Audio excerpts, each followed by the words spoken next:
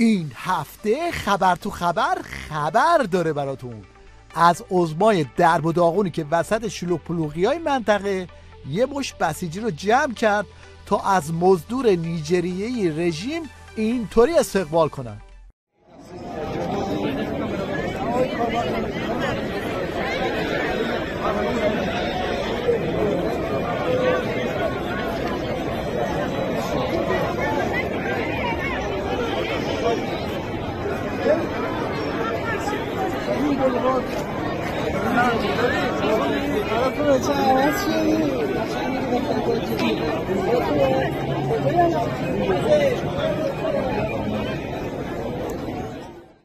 بعدم طرف رو نشون جلوی دوربین و براش از این قمپوزا در کرد. حضرت آیت الله خامنه ای تاکید کردند جمهوری اسلامی از زمان تأسیس تا کنون روز به روز قوی‌تر شده و در آینده نیز قوی‌تر از حال خواهد شد.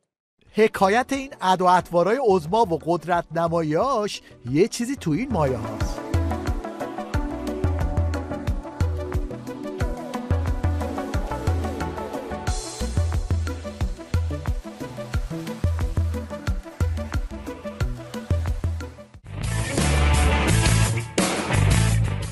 خرچنگ ولایت هم برای اینکه به بسیجی‌های وارفته روحیه بده اینطوری گلو پاره کرد. ما انقلابمان را به جهان صادر میکنیم.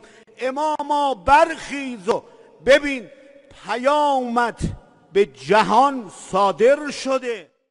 آخوندا فکر کردن میتونن از آب گلالود جنگ تو منطقه برا خودشون ماهی بگیرن، اما ته خط چنین بلایی سرشون میاد.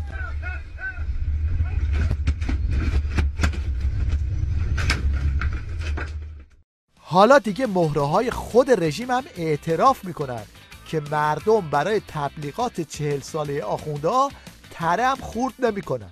اما از نظر فرهنگی و افکار عمومی در داخل کشورمون نتونستیم خوب این قضیه فلسطین رو جا بیاندازیم. توجه میکنید؟ اکتفا کردیم به یک سری راهپیمایی ها و اینا نرفتیم توی اینو بشکافیم. یکی نیست به این جماعت بگه شما عمامه خودتون رو بچسبید کمک کردن به بقیه پیشکش.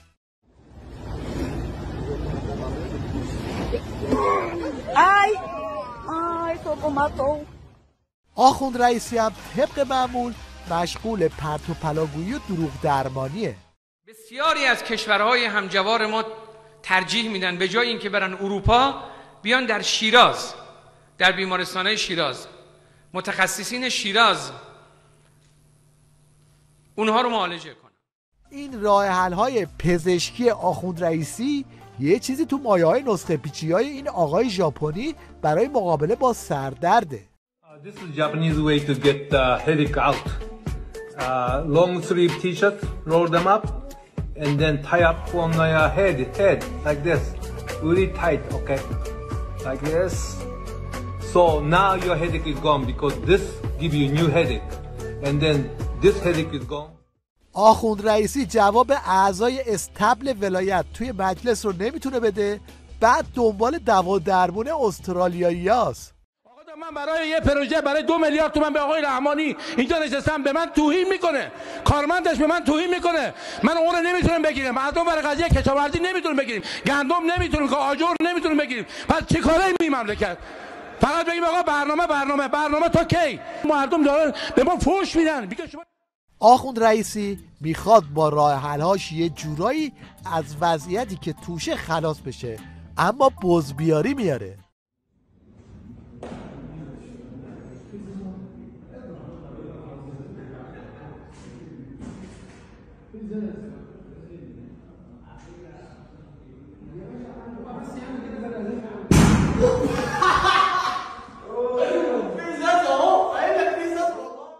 این هم یک تصویر عینی از بلایی که آخوندا سر پول ایرانی آوردن. یک ساعت من توی استرالیا که میشه $25 معادل 800,000 تومان ایران اومدیم تو خود ایران ببینیم چیا میتونیم بخریم. یه دونه روغن 4 لیتری یادم هم 336,000 خورده ای.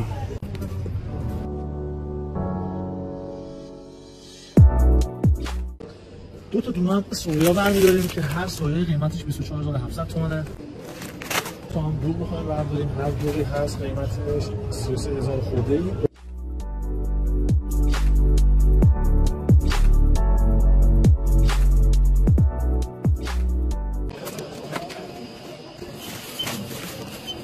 من تونستم با یک ساعت نور استرالیا $25 معادل 800,000 تومان ایران که میشه این اجناس این همه خرید داشته باشه.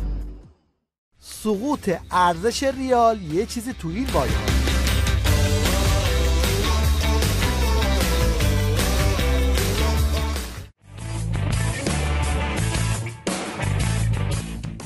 خامنه‌ای از حالا دنبال بازارگرمی برای نمایش انتخابات قلابیشه، اما مهره‌های باند مغلوط تو جنگ و جدال باندی اینطوری پتش رو روی آب میریزن.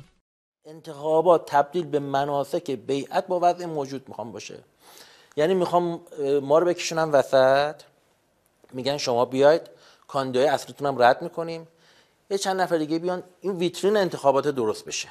ما یه فیلمی میخوایم درست کنیم، باید درش یک قهرمانی در بیاد. این قهرمانه بالاخره باید چند نفر بزنه که قهرمان شه دیگه، باید حریف چند نفر باشه. شما بیاید کتکخوار فیلم ما باشید، بالاخره وقتی که برید تو اون فیلم بازی کنید اسمتون ممکنه توی تیتراژ فیلم بیاد، بالاخره یه حقوقی هم بگیرید، تو فیلم هستید.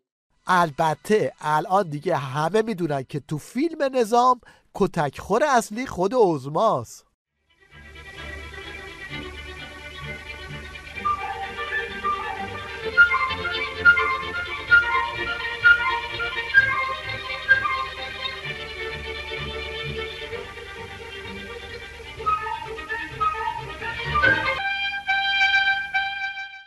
یکی از جمله‌های خمینی دجال رو دادن به هوش مصنوعی که تصویرگذاری کنه.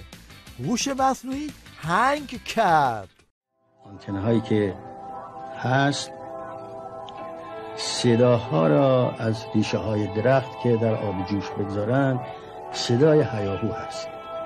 حالا این راست باشه یا دروغ قصه نمیدونم، لکن عالم پر هیاهوست.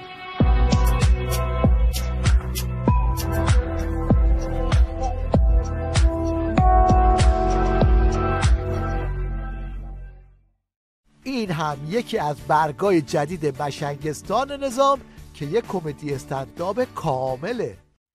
بایدن پیرزاهد، بایدن پیرزاهد، بایدن به گوش باش. تنها امتیازی که از لجاجت و کینه‌توزی از انقلاب اسلامی ایران به دست آوردید به خاطر تکرار نام مبارک ایران بود که فارسی هم یاد گرفتید. بایدن به گوش باش، امسال در خیابان‌های آمریکا دسته‌های عزاداری راه انداختیم. سال دیگر انشالله دسته‌های شبیخوانی انجام خواهیم داد. خلاصه این که عظما تلاش میکنه اینطوری وانمود کنه که خیلی بر اوضاع مسلطه، اما خودتون ببینید.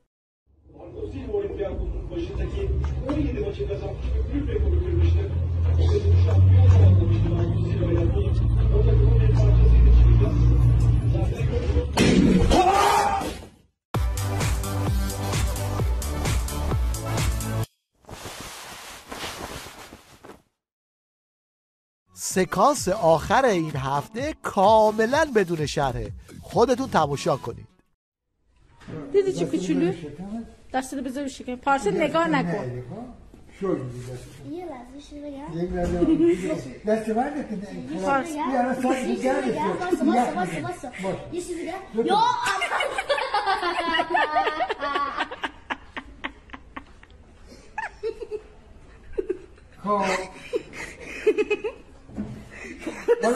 حالا بگو چه خیلی ترسو